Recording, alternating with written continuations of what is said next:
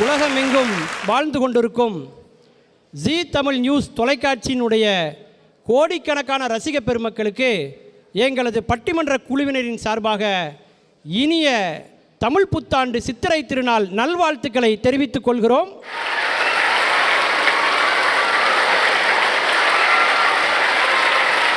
பேச்சாளர் நல்ல உற்சாகமாக கை தட்டணும். இல்லை, இன்னைக்கு அருமையான ஒரு தலைப்பு, வாழ்வின் வெற்றிக்கு பெரிதும் தேவை கல்வியா செல்வமா அப்படின்னு கொடுத்துருக்காங்க. கல்வி எந்த அளவுக்கு முக்கியம்? முந்திலாம் வேலை பார்க்குற இடத்துக்கு பக்கத்தில் நாம் குடியிருக்கலாங்கிற காலம் போய் பள்ளிக்கூடம் நம்ம பசங்க எங்கே படிக்கிறாங்களோ அதுக்கு பக்கத்தில் நம்ம குடியிருக்கலாங்கிற அளவுக்கு இன்றைக்கி மனநிலை மாறி இருக்குன்னா கல்வி எவ்வளோ முக்கியங்கிறத நாம் தெரிஞ்சுக்கிறோம் இல்லையா? நான்லாம் பள்ளிக்கூடத்தில் படிக்கும்போது மிஸ்ஸுக்கு பயந்தேன், கல்யாணத்துக்கு அப்புறம் மிஸ்ஸஸுக்கு பயப்படுறேன். பள்ளிக்கூடத்திலே அன்றைக்கி ஒரு பயத்தோடு தான் கல்வியே இருந்தது இல்லையா? அந்த காலத்தில் பள்ளிக்கூடத்தில் ஒரு பயலை சேர்க்கணும்னு வைங்களேன், என்ன தெரியுமா பண்ணுவாங்க டீச்சரு? கையை இப்படி தலையை சுற்றி காதத்தோடு சொல்லுவாங்க. கரெக்டாக தொட்டுட்டான்னா அவனை ஸ்கூலில் சேர்த்துக்கிடுவாங்க. எனக்கு அப்போ புரியல, இப்போ தான் புரியுது. கல்விங்கிறது தலையை சுற்றி காதை தொடுற ஒரு விஷயம் அப்படின்னு எனக்கு அப்புறம் தான் புரிஞ்சுது. அப்படின்னு சொல்கிறதுக்கு இங்கே 3 பேர் வந்திருக்காங்க தெரியுங்களா? நல்ல ஒரு விஷயத்தை நினச்சி பாருங்கள். எக்ஸாம் ஹாலில் போய் பாருங்களேன், படிச்சுட்டு போகிற பையன்தான் பதட்டமாக இருப்பான், பரபரப்பாக இருப்பான். படிக்காமல் போகிறான் பாருங்க, அவன் ரிலாக்ஸாக இருப்பான். ஏன்னா அவன் என்ன எழுதுகிறானோ அதுதான் பரீட்சை ரிசல்ட் இல்லையா? அந்த மாதிரி ரிலாக்ஸாக இன்றைக்கி இருப்பான். நினச்சி பாருங்கள். ஆனால் ஒன்று தெரிஞ்சுக்கோங்க சார், ஒரு காலத்தில் கல்வி எப்படி இருந்ததுன்னா, அறிவை சோதிப்பதாக கல்வி இல்லை, ஞாபக சக்தியை சோதிப்பாகத்தான் ஒரு கல்வி இருந்தது. ஆனால் இன்றைக்கு அந்த நிலைமை மாறி மாணவர்களுடைய ஐக்யூ என்று சொல்லக்கூடிய அறிவு திறனை சாதிக்கிற அளவுக்கு இன்றைக்கு கல்வி மாறி இருக்கிறது, உயர்ந்திருக்கிறது. என்றால் கல்வி எவ்வளவு சிறப்பு சார். எங்கள் அப்பாலாம் பய படிக்கலையா அவன் தோலை உரிச்சிருங்க அப்படிம்பார் எங்கள் அப்பா. இப்போ திட்டினதுக்கே என் பொண்ணு மனித உரிமை ஆணையத்தில் போய் கம்ப்ளைண்ட் பண்ணிட்டே வாரா தெரியுமா? இன்றைக்கெலாம் உத்து பார்த்தாலே கொலை முயற்சின்னு பையன் கேஸே போடுறான். மூங்கில் பார்த்தீங்கன்னா ஓட்டை போடும்போது துளையிடுவதை கண்டு துயரப்படுகிற மூங்கில் ஒரு நாளும் புல்லாங்குழலாக பிறப்பெடுக்கவே முடியாது. அன்றைக்கு யாருடைய கைகளிலெல்லாம் ஆசிரியருடைய பிரம்பு அமர்ந்ததோ அவர்கள்தான் இன்றைக்கு உலகத்தின் தலை சிறந்த பதவிகளிலே அமர்ந்திருக்கிறார்கள் என்பதை மறந்து விடாதீர்கள். யார் குட்டு வாங்கினானோ அவன் தான் குட் ஸ்டூடெண்ட். உளியில் விழுகிற அடிகளை வழிகளாக நினைக்கிற கற்கள் ஒருபொழுதும் சிற்பமாக மாறியதே இல்லை. அப்படிப்பட்ட ஒரு அறப்பணி நம்முடைய ஆசிரியர் பணி என்பதை நாம் மறந்துடக்கூடாது இல்லையா? யோசிச்சு பாருங்க சார். ஹோம்ஒர்க்கு, இந்த ஹோம்ஒர்க்குக்கும் ப்ராஜெக்ட்டுக்கும் ஒரு வித்தியாசம் இருக்குது தெரியுமா? அந்த பயம் மட்டும் பண்ணால் அது பேர் ஹோம்ஒர்க், அது அந்த காலத்தில். இப்போ ப்ராஜெக்ட் ஃபேமிலியே சேர்ந்து செய்யுது ப்ராமிட். இன்றைக்கி ஹோம்ஒர்க் கிடையாது அப்படின்னா முதல்ல சந்தோஷப்படுறதே பேரண்ட்ஸ் தான் தெரியுங்களா உங்களுக்கு? இந்த பயலோட உட்கார வச்சு நீங்கள் ஹோம்ஒர்க் செஞ்சு பாருங்கள், அதுவும் தமிழ் ஹோம்ஒர்க் உட்காந்து செஞ்சு பாருங்கள், உங்களுக்கு அந்த பையன் ஜென்ம விரோதியாக மாறிடுவான் தெரியுமா? அவ்வளவு கஷ்டம். ஆசிரியருடைய வேலை எவ்வளவு கஷ்டங்கிறது நீங்கள் வீட்டில் உட்காந்து உங்கள் பிள்ளைக்கு ஹோம்ஒர்க் செஞ்சு கொடுக்கும்போது தான் உங்களுக்கே தெரியும். உங்களுக்குள்ளே இருக்கிற அந்நியன்லாம் அப்போ தான் வெளியில் வருவான் தெரியுங்களா? அவ்வளோ ஒரு கடினமான பணிங்கிறது அந்த ஹோம்ஒர்க் செஞ்சு வைக்கக்கூடிய பணி. பாரதியார் சொன்னார் அன்னைக்கு, ஓடி விளையாடு பாப்பான்னார். இன்றைக்கி நம்ம பாப்பாலாம் படுத்துக்கிட்டே விளையாடுது, கையில் ஒரு ஸ்மார்ட் ஃபோன் உண்டா இல்லையா? இந்த காலத்தில் கல்வியை கொடுக்கறது எவ்வளவு கஷ்டங்கிறத இன்றைக்கி நம்ம நினச்சி பார்க்கணுங்க. நல்லா தெரிஞ்சுக்குங்க. இன்றைக்கி மக்கள் தொகையே இவ்வளோ கண்ட்ரோலாக இருக்குன்னா அதுக்கு யார் காரணம் நினைக்கிறீங்க? கல்வி தந்தைகள் தான் காரணம். ஸ்கூல் ஃபீஸு காலேஜ் ஃபீஸை பார்த்தீங்கன்னா எப்படி இவனை படிக்க வைக்க போகிறோம்னு நினச்சி நம்ம பயந்துருவோம். முந்தியெல்லாம் எப்படி கல்யாணம் பண்ணி கொடுக்குறதுன்னு பயப்படுவோம். ஆனால் இப்போ இவ்வளோ பிள்ளையை பெற்றா நம்ம எப்படி ஃபீஸ் கட்டுறதுன்னு பயப்படுவோம். நூல் எவ்வளோ உயரமாக போகிறதோ அந்த நூலை வைத்துத்தான் பட்டம் பறக்கும் மேலே. அது வானத்தில் மட்டுமல்ல நம்முடைய வாழ்க்கைக்கும் பொருந்தும் என்பதால் கல்வி மிகவும் முக்கியம் என்று பேசுவதற்காக இங்கே 3 பெருமக்கள் வந்திருக்காங்க. அவங்களுக்கு ஒரு நல்ல கைத்தட்டலை கொடுங்க பார்ப்போம்.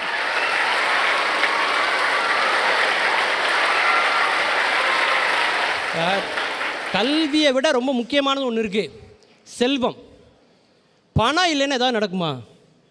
அன்னைக்கு ரோட்டில் போயிட்டு இருந்தேன், ஒரு 1000 பேர் கூடி நிற்கான். என்னடான்னு போய் பார்த்தா ஒரு பொண்ணோட ஸ்கூட்டி ஸ்டார்ட் ஆகலை சார்.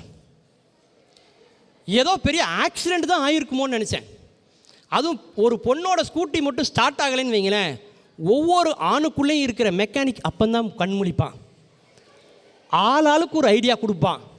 அது ஸ்டார்ட் ஆனதுக்கப்புறம் கூட விட மாட்டான், அந்த பொண்ணு வீடு வரைக்கும் போட்டு போவான். ஏன் மறுபடியும் வழியில் எங்கேயா நின்றுட்டா என்ன பண்ணுறது? ஆண்கள் மனசு இல்லையா, தவிக்குது அவனுக்கு. யோசிச்சு பாருங்க. ஆனால் இதே இது என் வண்டி நின்றுச்சுன்னா அனாதை பணமாக அப்படியே கிடக்கும், ஒரு பையன் பக்கத்தில் வர மாட்டான். தெரியுமா?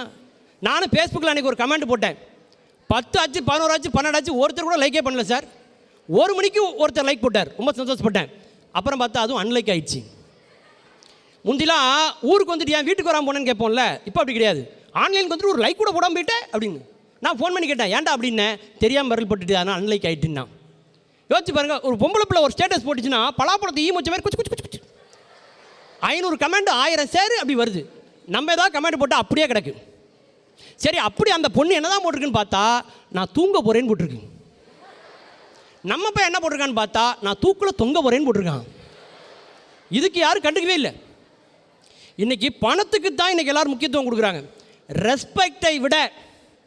ரெஸ்பெக்டை விட பிஸ்கட்டை தான் மதிக்கிறது நாய்கள். நாய் கூட ரெஸ்பெக்டை மதிக்கிறது சார், பிஸ்கட்டை தான் இன்றைக்கி மதிக்குது. யோசிச்சு பாருங்கள். ஒரு உண்மை சொல்லட்டுமா? வரதட்சணையால் நின்று போன பெண்களுடைய திருமணத்தை விட சொந்த வீடு இல்லை அப்படிங்கிறதுக்காக நின்று போன ஆண்களுடைய திருமணம் இன்றைக்கி அதிகம். என் கருத்துக்கு ஒத்துப்போவதாக இருந்தால் கரகோஷத்தை தாருங்கள்.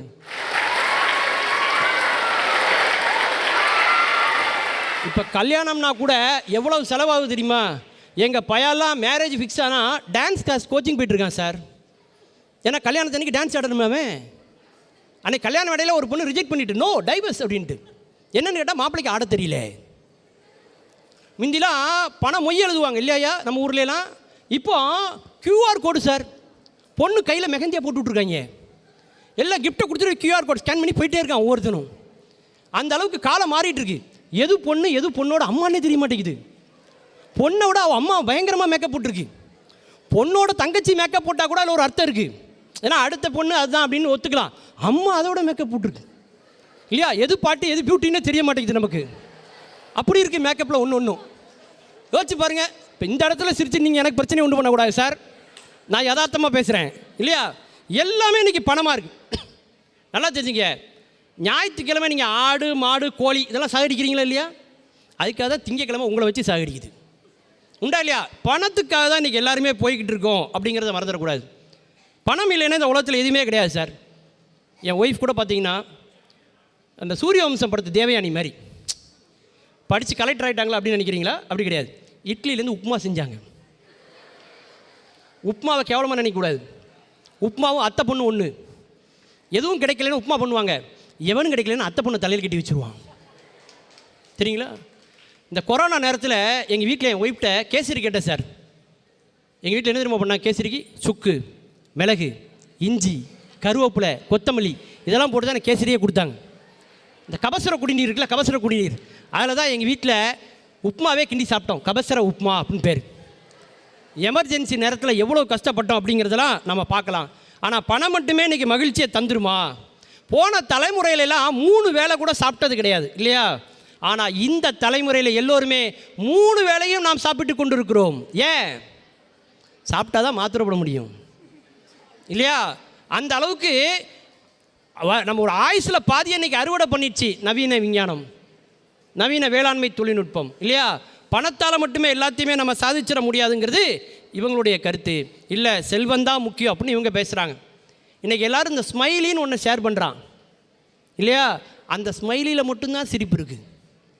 மற்ற யார் வாழ்க்கையிலையும் சிரிப்பு இருக்கிற மாதிரியே தெரில. இப்போது வாழ்க்கையில் எது உயர்ந்தது, கல்வியா செல்வமாங்கிறது இல்லை தலைப்பு. நல்லா புரிஞ்சுக்குங்க. வாழ்வில் வெற்றிக்கு பெரிதும் தேவை. கல்வியை வச்சு ஒருத்தர் வெற்றி பெறானா அல்லது பணத்தை வச்சு ஒருத்தர் வெற்றி பெறானா? கவியரசு கண்ணதாசன் சொல்லுவார், படித்தவர் கருத்தெல்லாம் சபையேறுமா, படித்தவர் கருத்தெல்லாம் சபையேறுமா, பணம் படைத்தவன் பொருள் சொன்னால் சபை மீறுமா என்று கேட்டானே கவியரசு கண்ணதாசன். மிக அற்புதமான பேசக்கூடிய பேச்சாளர்கள். பட்டிமன்ற மரபுப்படி முதல்ல நான் தலைப்புக்குள்ளே போகக்கூடாது. அதனால் முதல் பேச்சாளர் அழைக்கிறேன். உங்களது கைத்தட்டல் கிடையே. வாழ்வின் வெற்றிக்கு பெரிதும் தேவை கல்வியே என்ற அணியின் சார்பாக பேசுவதற்காக வருகிறார் டாக்டர் விஜயலட்சுமி மாசிலாமணி அவர்களை உங்களது கைத்தட்டலோடு அழைக்கிறேன். வாங்க. இம்மாபெரும் சபைதனில் வீற்றிருக்கும் நடுவர் உள்ளிட்ட அனைத்து பெருமக்களையும் நான் வணங்கி மகிழ்கின்றேன். கல்வி கற்றதனாலேயே வாழ்க்கையில் வெற்றி பெற காத்து கொண்டிருக்கும் மாணவ செல்வங்களாகிய உங்களுக்கு என்னுடைய அன்பான வணக்கத்தை தெரிவித்துக் கொள்கின்றேன்.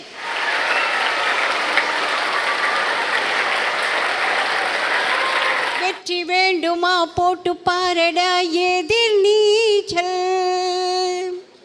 நடுவர் அவர்களே, எதிர் நீச்சல் போடுவதற்கு கல்வி ஒன்றே துடுப்பு. அம்மா, இன்னைக்கு எந்த ஆற்றுல தண்ணி ஓடுது எதிர்நீச்சல் போடுறதுக்கு? நீச்சல் அடிங்கன்னு சொன்னா நியாயம், எதிர்நீச்சல் எங்க அடிக்க முடியும்? வாழ்க்கையில நீச்சல் போடுவதற்கு ஐயா, கடலில் அல்ல. வாழ்க்கை வெற்றி பெறுவதற்கு நீங்கள் நீந்தி செல்லத்தான் வேண்டும். எத்தனையோ இடர்கள் வரும், அதைத்தான் கூறினேனே உள்ள கடலை பற்றி நான் கூறவே இல்லை. எங்க எல்லாரும் மிதந்துட்டுலாமா இருக்காங்க, இல்ல யார் நீந்த முடியும்? படித்ததினால் அறிவு பெற்றோர் 1000 உண்டு, கல்வி கற்றதினால் 1000 பேர் இவ்வுலகில் உண்டு. படித்ததினால் அறிவு பெற்றோர் 1000 உண்டு. நடுவர் அவர்களே, இன்றைய தலைப்பு என்ன? வாழ்வின் வெற்றிக்கு பெரிதும் துணை நிற்பது கல்வியா செல்வமா? கல்வி என்ற அணியிலே நான் பேச வந்திருக்கின்றேன். கல்விதான் வெற்றிக்கு துணை. நடுவர் அவர்களே, கல்வியையே நம்ம கல்வி செல்வம்னு தான் நம்ம சொல்றோம். அதெல்லாம் முடியாது ஐயா. கல்வி இருந்தால்தான் செல்வம் உங்களை தேடி வரும். செல்வம் செல்வம் செல்வோம் செல்வோம் என்று ஓடிவிடும் ஐயா. என்ன ஐயா இப்படி பேசுகிறீர்கள்? இங்கே பாருங்கள், சுனிதா வில்லியம்ஸ் என்பவர் கற்ற கல்வி, அவருடைய விண்வெளி ஆராய்ச்சி இவற்றினால்தான் அவருக்கு அச்சமின்மை, தன்னம்பிக்கை இவையெல்லாம் கொண்டு அவர் விண்வெளியிலே சென்றார், சாகசம் புரிந்திருக்கின்றார். நல்ல கைத்தட்டுங்க. விண்வெளியிலே சென்று சாகசம் புரிந்திருக்கின்றார். எத்தனை நாளானாலும் நான் கீழே வருவேன் என்ற நம்பிக்கையோடு, தன்னம்பிக்கையோடு, அச்சம் தவிர்த்து அவர்கள் இன்று பூமிக்கு வந்திருக்கின்றார்கள். சாகசம் படைத்த வெற்றி வீராங்கனையாக. எல்லாம் எதனால்? கல்வி கற்றதினால். அம்மா, ஒரு நிமிஷம். சுனிதா வில்லியம்ஸ் இவ்வளோ நாள் வானத்திலேருந்து கீழே வந்திருக்காங்க, ரைட். அவங்களே மாதிரி உயிரை பணைய வச்சு ஒருத்தர், பூட்ச் வில்மோர்னு ஒருத்தர், அவரை எவனாவது பாராட்டினீங்களா? ஒரு ஆம்பளை சாதனை செஞ்சா இப்படியா ஓரவஞ்சனை பண்றது ஐயா? இன்னொன்னு, அம்மா ஒரு நிமிஷம், இவ்வளோ மீடியா வளர்ந்துருக்கிற காலத்திலையும் நான் ஒரு கேள்வி கேட்குறேனே. சுனிதா வில்லியம்ஸ் மட்டுமா போனாங்க? கூட போனது பூட்ச் வில்மோர். அது கூட 2 பேர் போயிருக்காங்க சார். அவன் பேர் என்னன்னு கூட இது வரைக்கும் ஒரு மீடியா கூட நமக்கு சொல்லலை. உண்டா இல்லையா? ஒரு ஆம்பளை இப்படி ஐயா ஓரவஞ்சனை பண்ணுவீங்க நீங்க? உண்மை உண்மை. ஆண் பாவம் பொல்லாதது. இருப்பினும் அடுத்த பேப்பரிலேயே அவரை பற்றி, மாரிஸ் அவர்களை பற்றி நிறைய செய்திகள் போட்டு விட்டார்கள் ஐயா. உங்களுக்கு தெரியுமோ என்னமோ. இருந்தாலும் பெண்கள் என்றாலே அரசிகள் தானே. நடுவர் அவர்களே, வங்கியில் துடைப்பம் ஏந்திய கை, துணிச்சலோடு ஏட்டை தூக்கி கல்வி கற்றதனால் பிரதீக்ஷா எனும் பம்பாய் நகரத்து பெண்மணி இன்று அதே வங்கியில், ஸ்டேட் பேங்க் ஆஃப் இந்தியாவில் உதவி மேலாளராக பதவி உயர்வு சென்றிருக்கிறார் என்றால், இதை விட பிரதீக்ஷா என்பவருடைய வாழ்க்கையின் வெற்றிக்கு துணையாக நின்றது எது? கல்விதானே. அவர்கள் ஏட்டை சுமந்ததால், ஏட்டிலே அவர்கள் தலை குனிந்து படித்ததால், அவர்களை அந்த கல்வி அவர்களை தலை நிமிர்ந்து வாழ வைத்தது என்றால் கல்விதானே அவரது வெற்றிக்கு காரணம். இப்படியாகத்தான் தலைவர் அவர்களே, நீங்கள் கேட்டதாக படுக்க படைக்க இருந்த பெண்களை படிக்க சொன்ன மகாகவி பாரதிக்கு இங்கே நான் நன்றி சொல்ல வேண்டும். ஏனென்றால் இன்று பெண்கள் எல்லா துறைகளிலும் எங்கு சென்றாலும் பெண்கள் முன்னேறி கொண்டு இருக்கிறார்கள் என்றால் எத்தனை ஐபிஎஸ்கள் ஐஏஎஸ்கள் என்று பெண்கள் எல்லா துறைகளிலும் செல்கிறார்கள் என்றால் அதற்கு காரணம் அவர்கள் கற்ற கல்விதான். சாதாரண ஒரு குடும்பத்தில் பிறந்து வளர்ந்த சுந்தர் பிச்சை அவர்கள் இன்று கூகுள் நிறுவனத்தின் தலைவராக உயர்ந்திருக்கிறார்கள். கூகுள் நிறுவனத்தின் தலைவராக உயர்ந்திருக்கின்றார்கள். அவர்களுடைய தலைமை பொறுப்பிற்கும் உலகின் மிகச்சிறந்த ஒரு தொழில்நுட்ப அறிஞர் என்று இன்று இந்தியாவிற்கு பெருமை தேடிக் கொண்டிருக்கிறார் சுந்தர் பிச்சை அவர்கள். இதற்கெல்லாம் காரணம் என்னவென்றால் அதுலயும் பார்த்தீங்கன்னா தாய்மொழி கல்வி அதோடு சேர்ந்து ஆங்கிலம் கற்றால் ஒருவன் எல்லை இல்லாத உயரத்தை அடைவான் என்பதற்கு சுந்தர் பிச்சை ஒரு மிகச்சிறந்த உதாரணம்.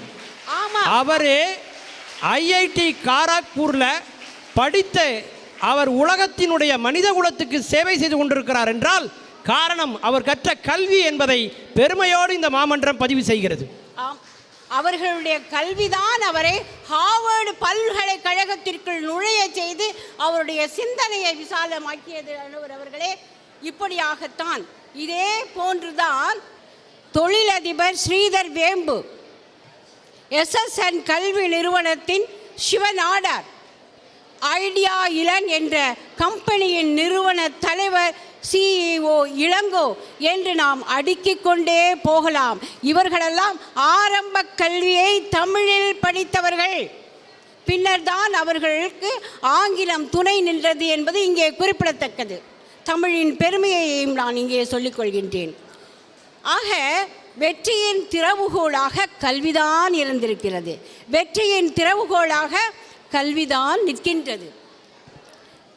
கலக்கம் என்ன தயக்கம் என்ன கல்விதானே வாழ்வின் துணை. சொல்லுங்கள் தலைவர் அவர்களே, சொல்லுங்கள். ஏன் தயக்கம்? கல்விதானே கல்விதானே என்று சொல்லுங்கள். கலக்கம் என்ன கலக்கம் என்ன கல்விதானே வாழ்வின் வெற்றிக்கு துணை. நீங்கள் சொல்லுவீர்கள் கல்வியே கல்வியே என்று சொல்லுவீர்கள் என்ற நம்பிக்கையில் நான் விடைபெறுகின்றேன்.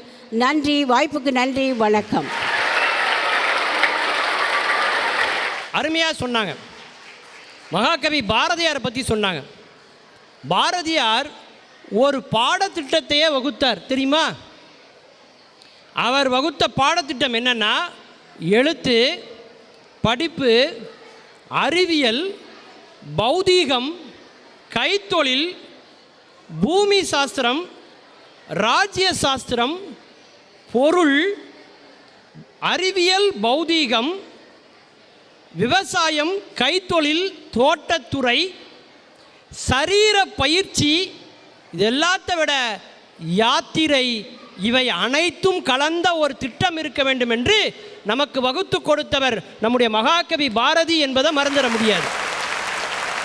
கல்வி முக்கியம்னு அவங்க பேசியிருக்காங்க. ஆனால் பாரதியார் ஒரு வரி எழுதுகிறார். தனி ஒரு மனிதனுக்கு உணவில்லை எனில் இந்த ஜகத்தினை அழித்திடுவோம் அப்படின்னு எழுதுகிறார். பாரதியாருடைய வரிகளுக்கு 1000 விளக்கம் நிறைய பேர் சொல்லலாம். ஆனால் அந்த வரியை ஏன் பாரதியார் எழுதினாருங்கிற விளக்கம் இருக்கு பாருங்க, அதுதான் இன்னைக்கு தேவை. தனி ஒரு மனிதன் அவர் யாரை சொல்றாரு தெரியுமா? வேற எந்த தனி மனிதனையும் சொல்லலை. இந்த நாட்டினுடைய சுதந்திரத்துக்காக பாடுபட்ட ஒரு மாபெரும் தேச தியாகி சுப்பிரமணிய சிவா தன்னுடைய சொந்த மாவட்டத்தில் கூட அவரை யாரும் கண்டுக்கவே இல்லை. இந்த தேசத்துக்காக சுதந்திரத்துக்காக பாடுபட்டு தன் வாழ்நாளில் பெரும்பகுதியை சிறைச்சாலையில் செலவழித்த சுப்பிரமணிய சிவா சென்னை நகரத்திலே ஏதாவது ஒரு வேலை கிடைக்காதா என்று நம்முடைய சொந்த மாவட்டத்தில் யாரும் மதிக்கலை அப்படிங்கிற அவமானம் தாங்க முடியாமல் அவங்க கண்ணில் படாமல் வேற எங்கேயாவது பொழைச்சிக்கலான்னு சென்னையில் திரிஞ்சார். இந்த நாட்டு மக்களுக்கு குழந்தைகளுக்கு வரலாறு தெரியணுங்கிறதுக்காக சொல்கிறேன். 4 நாள் ஆச்சு அவர் சாப்பிட்டு. எந்த கோயிலில் அன்னதானம் பிரசாதம்னு தேடி தேடி சாப்பிடுவாராம். அதுவும் இரவில் தான் சாப்பிடுவாராம். பகலில் சாப்பிட்டா கூட நம்மளை யாரும் பார்த்துருவாங்களேன்னு அவர் நினைப்பாராம். பசியில் துடிச்சு உயிர் போகிற நிலமையில் திருவல்லிக்கேணியில் பாரதியார் இருக்காரேன்னு தெரிஞ்சுக்கிட்டு பாரதியார் வீட்டுக்கு வரார். ஆனால் என்ன கொடுமை, இவரை விட ஒரு பெரிய வறுமையில் மகாகவி பாரதியார் இருந்தார். இவருக்கு உதவி செய்ய முடியலையேங்கிற சூழலில் பாரதி எழுதின வரிதான், தனி ஒரு மனிதனுக்கு உணவில்லை எனில் இந்த ஜகத்தினை அழித்திடுவோம்னாரு மகாகவி பாரதி. அப்படின்னா கல்வியை காட்டிலும் பொருள் ஒருபடி மேலே இருக்கிற மாதிரியே தெரியுது. ஆகவே வாழ்வின் வெற்றிக்கு பெரிதும் தேவை செல்வமே என்ற அணியின் சார்பாக பேச வருகிறார் MOB வைணவ மகளிர் கல்லூரியினுடைய தமிழ்துறை தலைவர், மொழித்துறை தலைவர் பேராசிரியர் டாக்டர் ராஜேஸ்வரி அவர்கள். உங்களது கைத்தட்டிலே அழைக்கிறேன், வாங்க. எல்லா மொழியும் வாழட்டும், எல்லா மொழியும் வாழட்டும், என் அன்னை தமிழ் மொழி மட்டும் என்னை ஆளட்டும். அனைவருக்கும் அன்பான வணக்கங்கள்.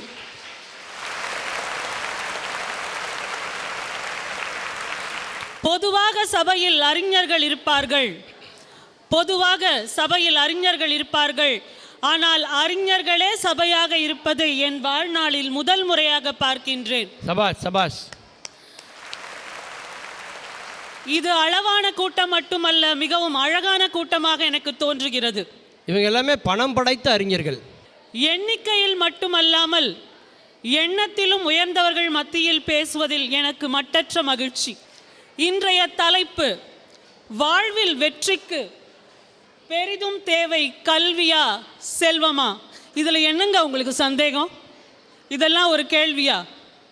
இன்று கருவறையிலிருந்து கல்லறை வரை தேவை சில்லறை. பனிக்குடம் உடைவதிலிருந்து கொள்ளிக்குடம் உடைவது வரை எல்லா இடமும் காசு, பணம், துட்டு, மணி மணி. காசு பணம் துட்டு மணி மணி, காசு பணம் துட்டு மணி மணி, அப்படிதான் ஆயிடுச்சு. இன்னைக்கு நம்ம வீட்டு குழந்தைங்க 3 kg ஆறதுக்கு முன்னாடியே ப்ரீ கேஜி சேர்க்கணும்னா தேவை ஃபீஸு, அதுக்கு கொடுக்கணும் காசு இல்லையா? LKG குழந்தைங்களோட முதுகில் இன்னைக்கு 10 kg கொடுத்து அவங்கள ஓட விடுறோமே, அப்படிப்பட்ட கல்வி இன்று சுகமா சுமையா என்பதை நீங்களே முடிவு செய்து கொள்ளுங்கள். முதுகுக்கு பின்னால் கர்ப்பம் சுமக்கும் 2 கால் கழுதைகளாக மாற்றி இருக்கிறது கல்வி அப்படின்னு அவங்க சொல்றாங்க. ஸ்கூல் முடிஞ்சா காலேஜு, காலேஜ் முடிஞ்சா மேரேஜ். பணம் இருந்தால் தான் ப்ரெஸ்டீஜு, பணம் இல்லைன்னா எல்லாமே வேஸ்டேஜ் தாங்க. மனைவியை ரொம்ப நேசிக்கிறவங்க ப்ரெஸ்டீஜை வேண்டான்னு சொல்ல மாட்டாங்க. ப்ரெஸ்டீஜ் இருக்கிறவங்கள மனைவியை நேசிக்கவே மாட்டான் இல்லையா? இன்னைக்கு 100 ரூபாயை பூக்காரர்கிட்ட கொடுங்க, ஒரு மாலை வாங்குங்க. அந்த மாலையை ரொம்ப அழகா நம்ம என்ன பண்ணலாம் அப்படின்னு பார்த்தீங்கன்னா கடவுள்கிட்ட சேர்த்துடலாம். அதே 100 ரூபாயை பூசாரிட்ட கொடுத்து பாருங்க, கடவுள் கழுத்தில் இருக்கக்கூடிய மாலையை நம்ம கையில் வந்து சேருது. இதுதான் இன்னைக்கு வாழ்க்கையாக மாறிட்டு இருக்கு. நம்மளுடைய எதிரணி தலைவி அம்மா இருக்காங்களே, அம்மா பேர் ரொம்ப அழகான பேர், டாக்டர் விஜயலட்சுமி மாசிலா மணி அம்மையார். பேர்லயே மணி இருக்கு, பேர் சொல்ற அளவுக்கு மணி வச்சிருக்காங்க. அப்படிப்பட்டவங்க போய் செல்வம் பத்தி பேசாம கல்வி பத்தி பேசுறது எவ்வளவு பொருத்தமா இருக்கும் நீங்களே யோசிச்சு பாருங்க. பணம் பத்தும் செய்யும், பணம் பத்தும் செய்யும். மானம், குலம், கல்வி, வன்மை, அறிவுடைமை, தானம், தவம், உயர்ச்சி, தாளாண்மைங்கிற 10ஐயும் கொடுக்கக்கூடியது எதுன்னு பார்த்தீங்கன்னா என்றுமே செல்வம் தான். அதனால தான் நம்ம பணத்தை 10ம் செய்யும் சொல்றோம். 10 வயதில் அறியாமை அழகு, 20 வயதில் இளமை அழகு, 30 வயதில் ஆற்றல் அழகு, 40 வயதில் செல்வம் அழகு, 50 வயதில் அனுபவம் அழகு, 60 வயதில் அமைதி அழகு, 70 வயதில் சந்ததி அழகு, 80 வயதில் சன்னதி அழகு, 90 வயதில் நிம்மதி அழகு. இன்றைய காலகட்டத்தில் 90 வயதிலும் கூட நாம் நிம்மதியாக வாழ வேண்டும் என்றால் நம்ம கையில் என்னங்க வேணும்? பணம் தான். பணம் இல்லைன்னா யாருமே நம்மளை மதிக்க மாட்டாங்க. இறுதியாக காசு, பணம், துட்டு, money money no money no money no honey no ஹனிடா என்று சொல்லி வாய்ப்பளித்த அனைத்து நல்லுள்ளங்களுக்கும் நன்றி பாராட்டி விடைபெறுகிறேன். நன்றி, வணக்கம்.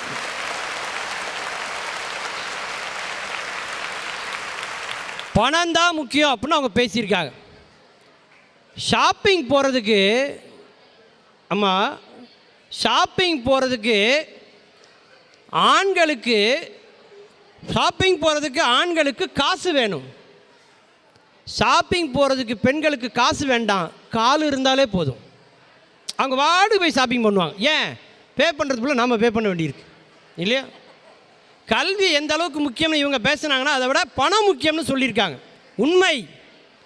தூக்கத்தை கூட இன்றைக்கு நாம் விலை கொடுத்துத்தான் வாங்கி கொண்டிருக்கிறோம். தூக்க மாத்திரை சாப்பிட்டா தான் இன்றைக்கி தூக்கமே வருதுன்னா அதுக்கும் தேவை பணம் என்பதை நாம் மறந்துவிட முடியாது. இன்றைக்கி பெண்கள்லாம் ஆன்லைனில் கண்டதையும் ஆர்டர் பண்ண வேண்டியது, அமேசான்லேயும் ஃப்ளிப்கார்ட்லேயும். ஆனால் அந்த ஓசி கட்டப்பைக்கு நம்ம அண்ணாச்சி கடையில் போய் நிற்க வேண்டியது இல்லையா? அந்த அளவுக்கு பணம் படுத்தி எடுத்துகிட்ருக்கு. இதெல்லாம் மறுத்து பேசுவதற்காக வருகிறார் அரிமாத்திரு மதிப்பிற்குரிய கணேஷ் அவர்கள். உங்களது கைத்தட்டல் கிடையே வாங்க. நதி போல் நடந்து நாணல் போல் பணிந்து ஆள் போல் தழைத்து தமிழ் போல் செழித்து எல்லா வளமும் எல்லா நலமும் பெற்று இனிய தமிழ் புத்தாண்டை வரவேற்று வழிபட்டு வாழ்வாங்கு வாழ்க என அணுகமகிழ்ந்து மனமகிழ்ந்து அனைவரையும் வாழ்க வாழ்க என வரவேற்று இந்த கல்லூரி அரங்கில் அமைந்திருக்கும் நாளைய சிந்தனை சிற்பிகளே, இந்தியாவை உருவாக்கும் கனிகளே, மாணவ மணிகளே மற்றும் இங்கு அமர்ந்திருக்கும் ஆன்றோர்களே, சான்றோர்களே, ஆசிரியர் பெருமக்களே மற்றும் இங்கு அமர்ந்திருக்கும் எதிரணி பேச்சாளர் அவர்களே மற்றும் எங்களை வழிநடத்தி கொண்டிருக்கும் ஆசான் நடுவர் சுப்பையா அவர்களே, அனைவருக்கும் தமிழ் புத்தாண்டு வாழ்த்துக்களையும் மற்றும் கோடானு கோடி ரசிக பெருமக்களான ஜி தமிழ் தொலைக்காட்சி மக்களுக்கும் தமிழ் புத்தாண்டை வணங்கி எனது உரையை ஆரம்பிக்கிறேன். நடுவர் அவர்களே, சொல்லுங்கண்ணே. கல்வியின் அறிமை எப்போது தெரியுமா? திறமை செயலிழந்து போகும்போது ஊழ்வினை பெரியதாக தெரியும். நினைத்தது நடக்கும் வரை அறிவே பெரியதாக தெரியும். எதிர்பாராதது நடந்துவிட்டால் தெய்வம் பெரியதாக தெரியும். பெரியதாக தெரிந்த எரியும் சிறியதாக தெரியும் போது உன்னை உனக்கு தெரியும். உன்னை உனக்கு தெரியும் போது உன்னுள் இருக்கும் கல்வி உனக்கு பெரியதாக தெரியும். ஆகவே கல்வியே சிறந்தது என்றும், செல்வம் எப்படின்னா இன்றைக்கி என்கிட்ட இருக்கும், நாளைக்கு அவங்கள்ட்ட இருக்கும். செல்வம் வந்து நிலையற்றது. அன்பு இன்றைக்கி உங்கள்கிட்ட ஒருத்தங்க நல்லா அன்பாக பேசுவாங்க, இது. ஆனால் கல்விங்கிறது என்றைக்குமே மாறாதது. அதனால் கல்வியே என்று இது பண்ணுவோம். பட் நடுவர் அவர்களே, செல்வம் படித்தவர்களுக்கு எதிரிகள் அதிகம், கல்வி கற்றவர்களுக்கு நண்பர்கள் அதிகம். எதிரிகளோடு வாழ்வது வாழ்க்கையா, நண்பர்களோடு வாழ்வது வாழ்க்கையா? நடுவர் அவர்களே, அருமை அருமை. செல்வம் படித்தவருக்கு வீட்டில் அருகில் நடு இரவில் போயிருந்த ஒருத்தட்ட அட்ரஸ் கேட்டோன்னா என்ன சொல்லுவோம்? சார் இந்த இடத்துல ஒருத்தர் பிகாம் படிச்சிருக்காரு, எம்காம் படிச்சிருக்காரு, ஆர்கிடெக்டாக இருக்காரு, டாக்டராக இருக்காருன்னு கேட்போமா? இல்லை அவருக்கு மெட்ராஸ்க்கு கிழக்கு ஒரு 10 ஏக்கராக இருக்குது, கிழக்கு வந்து 500 ஏக்கராக இருக்குன்னு அட்ரஸ் கேட்பீங்களா? ஸோ பெயருக்கு பின்னால் நீங்கள் பட்டத்தை போடுவீங்களா, இல்லை உங்களோட இருக்கிற சொத்துக்களை போடுவீங்களா? சொல்லுங்கள் நடுவர் அவர்களே. பட்டத்தை தான் நம்ம போடுவோம். முன்னாள் முதல்வர் காமராஜர் பிறந்த நாளில் நீங்கள் என்ன நாளாக கொண்டாடுறீங்க? கல்வி வளர்ச்சி நாள். அவர் என்ன சொல்லியிருக்கார்? உன் பையனுக்கு நீ சொத்து சேர்த்து வைக்காத, சொத்து சேர்த்து அவனை ஊனமாக்காத, ஊனமாக்கி பண்ணுறதோட அவன் ஊனமாக இருந்தால் நீ சொத்து சேர்த்து வை தான் சொல்லியிருக்கார். அருமை அருமை அருமை. நடுவர் அவர்களே, இளமையில் கல் என்று சொல்லியிருக்கிறார்கள். இளமையில் கல் என்றால் என்ன நடுவர் அவர்களே? இளமையில் கல்லுனா என்ன அர்த்தம்னா, சின்ன வயசுல கல் உடைக்க போகணும் அப்படின்னு அர்த்தம். ஔவையாராக தான் இளமையில் கல் அப்படின்னு இருக்காங்க அப்படின்னு நிறைய பேர் தப்பாக புரிஞ்சுருக்காங்க. அப்படி கிடையாது, இளமையிலேயே படிக்கணும்னு அர்த்தம். அதாவது நம்ம நாட்டின் பிரதம மந்திரியை திருக்குறளில் ஒரு கோட்ஸ் வச்சு சொல்கிறாங்க. திருக்குறளை வச்சு சொல்கிறேன், எல்லாருக்கும் தெரிஞ்சது தான், இருந்தாலும் ஒரு சின்ன ஒரு நப்பாசையில் சொல்கிறேன். கற்க கசடர கற்பவை கற்றபின் நிற்க அதற்கு தக. இதற்கு என்னன்னு எல்லாருக்குமே மீனிங் தெரியுமா நடுவர் அவர்களே? ஆமாம். அதில் ஏதாவது ஒரு துணைக்கால் இருக்கா நடுவர் அவர்களே? இல்லை. ஏன் நடுவர் அவர்களே? கல்வியே ஒரு பெரிய ஒரு காலாக அவனுக்கு கடைசி வரை இருக்கும், துணை இருக்கும் என்பதனால்தான் திருவள்ளுவர் வள்ளுவ பெருமகை அதில் துணைக்காலே போடாமல் எழுதியிருக்கார். ஸோ அதில் என்ன, நீ கல்வி சரியாக கற்றுட்டாக்க நீ யாரோட துணைக்காலும் இல்லாமல் உன் சொந்த காலில் நிற்கலாங்கிறதுக்காக தான் நடுவர் அவர்கள் அது பண்ணியிருக்காங்க. கல்வி என்பது வெறும் புத்தகம் படிப்பது மட்டுமல்ல, ஒரு மனிதனை முழுமையாக மாற்றி நல்ல மனிதனாக உருவாக்கும் சக்தி வாய்ந்த ஒரு கருவியாகும். இந்த கல்வி அனைவரும் வாழ்விலும் அத்தியாவசியமாக பங்கு அளிக்கிறது. நீங்களும் ஒரு நல்ல தீர்ப்பை வந்து மக்களுக்கு ஒரு அத்தியாவசியமான தீர்ப்பையும் நல்ல தீர்ப்பையும் வழங்குவீர் என எதிர்பார்க்கிறேன். நன்றி, வணக்கம். அருமை அருமை. ஒரு பெரிய பொக்கிஷம் ரோட்டில் இருக்கு, திறந்தே இருக்கு. ஒரு பெரிய பொக்கிஷம் ரோட்டில் இருக்கு, திறந்தே இருக்குன்னா அதுதான் பழைய புத்தக கடை. தெருவில் இருக்கும், பார்த்துருக்கீங்களா? அந்த அளவுக்கு உயர்வானது எதுன்னா கல்வி. வாழ்வில் கல்வி அடிப்படை தேவை. வாழ்வில் கல்வி அடிப்படை தேவை. வாழ்வில் படிப்பு அடிப்படை தேவை. வாழ்க்கையை படிப்பது அதைவிட அவசிய தேவை என்பதை மறந்துவிடக்கூடாது அப்படின்னு அவங்க சொல்லியிருக்காங்க. படிக்கிற காலத்தில் எப்படா இது முடியும்னு நாம் நினைப்போம். படித்து முடித்ததுக்கப்புறம் மறுபடியும் அந்த நாட்கள் திரும்ப வராதான்னு ஏங்குவோம். அதுக்கு பெயர் தான் கல்லூரி என்பதை மறந்துவிடக்கூடாது. கல்வி அவ்வளோ முக்கியம்னு பேசியிருக்கார். இதெல்லாம் மறுத்து பேசணும். மிகச்சிறப்பாக பேசக்கூடிய ஆற்றல் மிக்க அருமை தம்பி கவிஞர் எபனேசர் அவர்களை உங்களுக்கு கைத்தட்டல் கிடையே அழைக்கிறேன். வாங்க. நடுவர் அவர்களே, நம் நாட்டில் அடித்தால் அலுமினியம் கிடைக்கிறது, தட்டினால் தகரம் கிடைக்கிறது, இடித்தால் இரும்பு கிடைக்கிறது. ஆனால் படித்தால் மட்டும் வேலை கிடைப்பதில்லை, ஆனால் நடித்தால் நாடே கிடைக்கிறது. இதுதானே நிதர்சனம். அதாவது நடிகர்கள் ஆளலாம், தப்பு கிடையாது. ஆளுறவங்க தான் நடிக்கக்கூடாது. சரியாக சொன்னீங்கய்யா. இப்படிப்பட்ட காலத்தில் இவங்க பணம் வேணான்னு சொல்லிகிட்டு இருக்கிறது எப்படின்னு தான் எனக்கு புரியல. ஒரு கவிஞன் மிக அழகாக எழுதுகிறான், உங்கள் புத்தக மூட்டையை தூக்கி சுண்டல்காரனிடம் போடுங்கள், உங்கள் புத்தக மூட்டையை தூக்கி சுண்டல்காரனிடம் போடுங்கள், நாங்கள் படித்து கிழிக்காததை அவன் கிழித்தாவது பிழைக்கட்டும் என்று எழுதுகிறான். என்றால் இந்த காலகட்டத்தில் கல்வி எப்படி இருக்கு? இன்னொரு கவிஞர் எழுதினார், தம்பி, நீங்கள் தாள் வடிவில் தருகிற பட்டத்தை பாத்திர வடிவில் தந்தால் பிச்சை எடுத்தாவது நாங்கள் பிழைத்துக் கொள்வோம். அப்படிதாயா இன்னைக்கு கல்வி இருக்கு. நீங்கள் தரக்கூடிய பட்டத்தை கொஞ்சம் பட்டாணி சுண்டல் மடக்கும் அளவுக்காவது பெரிதாக தாருங்கள்.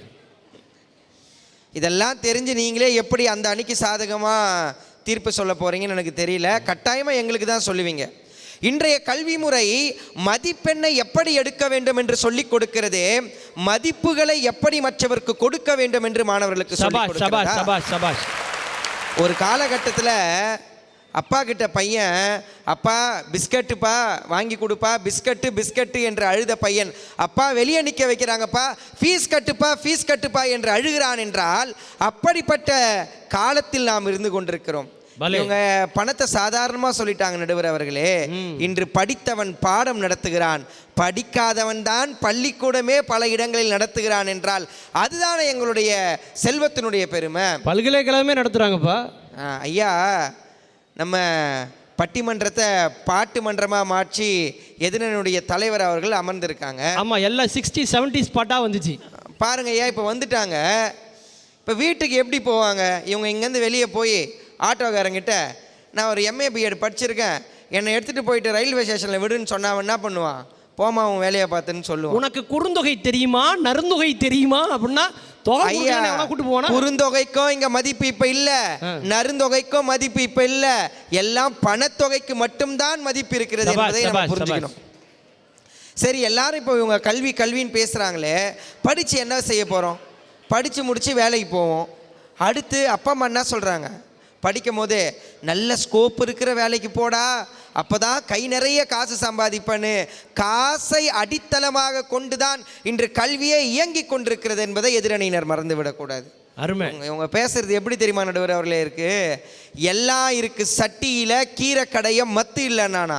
அப்படி எல்லாம் இருந்தாலும் கீரை கடைகிற மத்தா எங்கள் செல்வம் இருந்தால்தான் கடைய முடியும் என்பது எதிரணியினருக்கு தெரியல. இன்னைக்கு பாருங்க, நம்ம சாமியை பார்க்க போறோம். 10,000 ரூபாய் கொடுத்தா போதும் நடுவர் அவர்களே, 10 அடி தூரத்துல இருந்து பார்க்கலாம். ஓ, லட்சம் ரூபாய் கொடுத்தா சாமி பக்கத்திலே போய் நிக்கலாம். 10 லட்சம் கொடுத்தா சாமி பக்கத்துல இருந்து ஒரு செல்ஃபி எடுத்துட்டு வரலாம். ஓஹோ, எங்க காசு கொடுக்கிற இந்த சலுகைய, உரிமைய இவங்க கல்வி கொடுக்குமா? கேளுங்க பாப்போம். எதனாலதான் அன்றே நம்முடைய முன்னோர்கள் அதனால்தான் சொன்னார்கள், பணம் பந்தியிலே குணம் குப்பையிலே என்று. நடுவர் அவர்களே, ஒரு வீட்டு விசேஷத்துக்கு போய் பாருங்களேன். இன்று ஆளை பார்த்து யாரும் மதிப்பிடுவதில்லை, அவன் ஆடிக்காரில் வருகிறானா என்று பார்த்து தான் மதிப்பிடுகிறார்கள் என்றால், பட்டுப்புடவைகளும் தங்க நகைகளும் தான் விசேஷங்களில் முதன்மைப்படுத்தப்படுகிறதே தவிர மனித மனங்களோ கல்வியோ அங்கு முதன்மைப்படுத்தப்படுவதில்லை என்பது நிதர்சனமான உண்மை. அதை எதிரணியினர் புரிஞ்சுக்கணும். பெண்கள் நிறைய பேர் சாரி செலக்ட் பண்ணுறதே கல்யாணத்துக்கு போகிறதே அதுக்கு தான், தெரியுமா? ஆமாம், என்ன நகை வாங்கலாம், அது நடமாடு ஷோகேஸ் மாதிரி யார் என்ன போட்டு வாரா அப்படின்னு பார்க்குறது தான் நிறைய பேர் போகிறாங்க. நடுவர் அவர்களே, எல்கேஜியும் காசு, எம்பிபிஎஸ் காசு, இட்லியை விற்றாலும் காசு, உன் கிட்னியை விற்றாலும் காசு, வயசு பொண்ணு வயசானாலே வரன்கள் பார்க்க காசு, கடவுளை மனிதன் காட்டி கொடுக்க யூதாஸ் வாங்கினான் காசு, காசின் மதிப்பை அறியாத மனிதன் உலகத்தின் செல்லா காசு. அப்படி காசின் மதிப்பை அறியாமல் இங்கு செல்லா காசாய் வந்து வீற்றிருக்கின்ற எதிரணியினரை பார்த்து நான் என்ன சொல்ல? ஐயா, இங்கெல்லாம் செல்லாத காசுங்க ஐயா. உங்களெல்லாம் 80 பைசா செல்லாத காசு இல்லையா? ஆனால் பெட்ரோலில் 80 பைசா ஏறினா நம்மகிட்ட எவ்வளோ டென்ஷன் ஆகும். செல்லா காசுக்கும் நாணயத்துக்குள்ள வித்தியாசம்தான் அது. மனை, மனைவி, மக்கள், தாய், நெல், நீர், நிலம், கால்நடை, கல்வி, கேள்வி, அறிவு, ஒழுக்கம், வலிமை, பொருள், பொன், போகம் என்கின்ற 16 செல்வங்களில் ஒன்று தான் இவங்க கல்வி செல்வம். எங்கள் செல்வத்து கேட்டகிரி கீழே வந்துட்டு இவங்களுக்கு எங்கேருந்து தான் இவ்வளோ தைரியம் வருதோ தெரில இப்படி பேசுவதற்கு. நடுவர் அவர்களே, இன்று ஆரோக்கிய பால் வாங்க வேண்டும் என்றாலும், ஆவின் பால் வாங்க வேண்டும் என்றாலும், தனப்பால் கடைக்கு சென்றால் முதலில் பொருட்பாலைத்தான் கேட்பார்கள் என்பதை புரிந்து கொள்ள வேண்டும். காசு இல்லாமல் ஒரு கப்பு காஃபி கூட கிடைக்காது. காசு இல்லாமல் ஒரு கப்பு காஃபி கூட கிடைக்காது. இவங்க கல்வியை வைத்து கொண்டு நாம் என்ன சொல்ல? நடுவர் அவர்களே, இன்று நம்முடைய அரசு கொடுத்த ஒரு புள்ளி விவரம் இப்படி சொல்லுகிறது. கொடிது கொடிது வறுமை கொடிது என்றாலே அவ்வை மூதாட்டி. அரசு கொடுத்த ஒரு புள்ளி விவரம் இப்படி சொல்லுகிறது, உலகளவில் ஒரு நாளைக்கு பசியால் மட்டும் 21,000 பேர் இறந்து போகிறார்கள் என்று. 2019 2020 கணக்கெடுப்பின்படி கிராமப்புறத்தில் மட்டும் 27 கோடி பேர் வறுமை கோட்டிற்கு கீழே உள்ளார்கள் என்றும், நகர்ப்புறத்தில் 7.1 கோடி மக்கள் வறுமை கோட்டிற்கு கீழே உள்ளார்கள் என்றும், ஆக மொத்தம் 34.1 கோடி மக்கள் வறுமை கோட்டிற்கு கீழ் இருக்கிறார்கள், பசியால் நொந்து மாளுகிறார்கள் என்றால் இன்று பொருள் எவ்வளவு முக்கியம் என்பதை நாம் சிந்தித்து பார்க்க வேண்டும். ஒரு நாட்டின் வளர்ச்சி எதை வைத்து கணக்கிடப்படுகிறது? ஒரு நாட்டினுடைய வளர்ச்சியே அது பொருளாதாரத்தில் வளர்ந்துள்ளதா அல்லது தளர்ந்துள்ளதா என்பதை வைத்துதானே தவிர கல்வியால் அல்ல. கல்வி இல்லாமல் ஒருத்தன் கூட இது வரைக்கும் செத்ததா சரித்திரமே இல்லை நடுவர் அவர்களே. ஆனால் வறுமையால் எத்தனை பேர் செத்து மாண்டிருக்கிறார்கள் என்பதை நான் சொல்லி தான் உங்களுக்கு தெரியணுன்ற அவசியம் இல்லை. நடுவர் அவர்களே, இமெயிலில் வாழ்ந்த காலம் மாறி இன்று மனிதன் இஎம்ஐயில் வாழ்ந்து கொண்டிருக்கின்ற காலத்திற்கு வந்து விட்டான். இந்த சூழலில் செல்வம் என்பது எத்தனை அவசியம் என்பது எல்லாம் நமக்கு தெரியும். இவங்க பேசுகிறதெல்லாம் ஏட்டு சுரக்காய், அது கறிக்கு உதவாது. இவர்கள் மனசாட்சியை அடகு கடையில் வைத்துவிட்டு பொய் சொல்லுவதில் PhD பட்டம் பெற்று உட்கார்ந்திருக்கின்ற எதிரணியினருக்கே தெரியும் வீட்டுக்கு போகிறதுக்கும் காசு வேணும், எல்லாவற்றிற்கும் காசு வேணும் என்று. எனவே காசேதான் கடவுளடா, அந்த கடவுளுக்கும் இது தெரியுமாடா என்கின்ற நிதர்சனத்தை தான் நீங்கள் இந்த பட்டிமண்டபத்தினுடைய தீர்ப்பாக வழங்க வேண்டும் என கூறி வாய்ப்பளித்தமைக்கும் வாய்மொழி கேட்டமைக்கும் நன்றி பாராட்டி இடம்பெயர்கின்றேன். நன்றி, வணக்கம். அருமையாக சொன்னார். ஏட்டு சுரைக்காய் கறிக்கு உதவாதுன்னார். ஆனால் எங்கள் ஊர் ஏட்டு மாமூலாக வாங்கிட்டு போகிற சுரைக்காய் நல்லா கறிக்கு உதவத்தான் செய்யுது. ஏட்டு சுரைக்காய் கறிக்கு உதவத்தான் செய்யுது. அதில் இன்னொரு கருத்தை அருமையாக சொன்னார். PhD பற்றி சொன்னார். உண்மை, பார்க்காம எழுதுனா தேர்வு, அதையே பார்த்து எழுதுனா ஆய்வு. ஒரு புத்தகத்திலேருந்து எடுத்தால் திருட்டு, பல புத்தகத்திலேருந்து எடுத்தால் திரட்டு.